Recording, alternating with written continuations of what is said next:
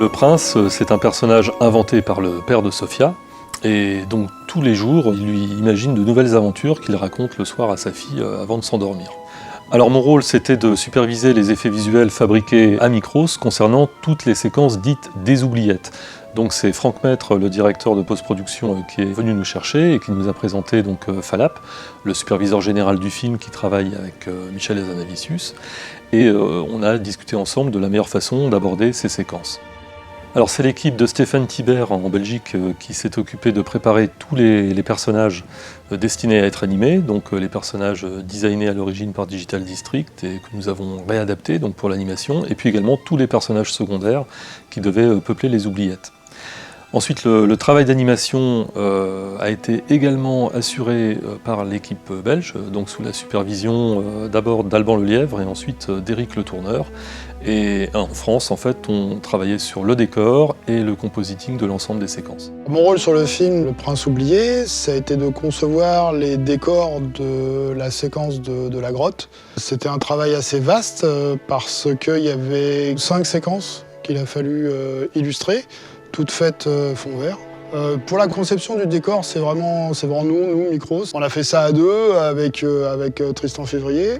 Alors le défi technique, c'est d'arriver à rendre crédible une grotte. On a testé vraiment beaucoup de choses pour arriver à finalement un espace un peu confiné autour des acteurs qui permettait d'avoir quelque chose d'un peu doux et éviter le côté un peu terrifiant pour un jeune public, quoi. Sur Le Prince oublié, donc du coup, je m'occupais évidemment de l'animation et de la supervision de l'animation des personnages. En général, dans les films VFX, on fait beaucoup de créatures, mais assez peu de personnages de ce type, avec une animation un peu cartoon, des dialogues, beaucoup d'interactions entre des personnages 3D et des personnages live. Il a fallu partager ces plans sur 2 sites, donc en partie en Belgique, en partie en France. Du coup, il y a eu beaucoup d'allers-retours dans les équipes entre le rendu, le compo et l'animation, et la circulation d'informations dans l'équipe était vraiment cruciale.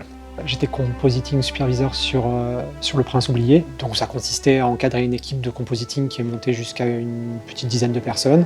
À la base du projet, ça commence toujours par une phase de look dev. On cherche le mood, on cherche à sentir un peu vers quoi va tendre notre image finale. La collaboration avec Michel, ça se passe vraiment assez facilement. En fait, on lui propose des choses et il y réagit. Voilà, tout ça s'est fait super bien, c'était très constructif, c'était une très belle expérience. Pour moi, c'est une très bonne expérience parce que ça m'a permis de fabriquer un décor sur 4 séquences, de fabriquer des décors qui marchent sur plein d'axes.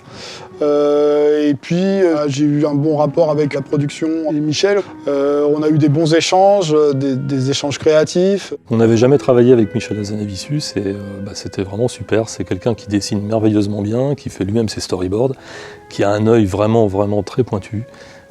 Qui a beaucoup d'exigences et au final, c'est ce qui fait qu'on est aussi content de ce qu'on sort, quoi. Michel nous a assez rapidement fait confiance et il y a eu un vrai échange au niveau du travail puisque lui, il a apporté toute son expérience du tournage, des prises de vue réelles et du travail avec les comédiens. Et ça, c'est un travail très différent de l'animation et nous, on a amené nos méthodes de travail et en fait, on a mélangé tout ça en bonne intelligence et on a réussi à pousser le projet encore un peu plus loin. Il y a quelque chose qui m'a marqué, que m'a dit le producteur, qui était on n'avait pas du tout cette idée-là. Tu nous as montré ça et du coup on s'est dit c'est ça qu'on a envie de faire. Ça franchement c'est le plus beau compliment qu'on peut me faire.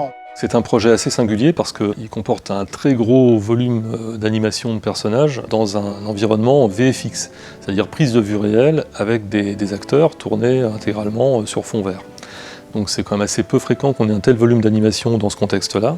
Et ces 150 plans représentent environ 10 minutes d'animation, ce qui est quand même assez conséquent. Mon équipe d'anime a été vraiment géniale. Merci Alban de m'avoir préparé le terrain. Merci à vous tous pour votre créativité. Moi je voulais remercier toute l'équipe de compositing qui a bossé dur sur ce film pendant plusieurs mois. On est très content du résultat et on espère que ça va bien marcher en salle.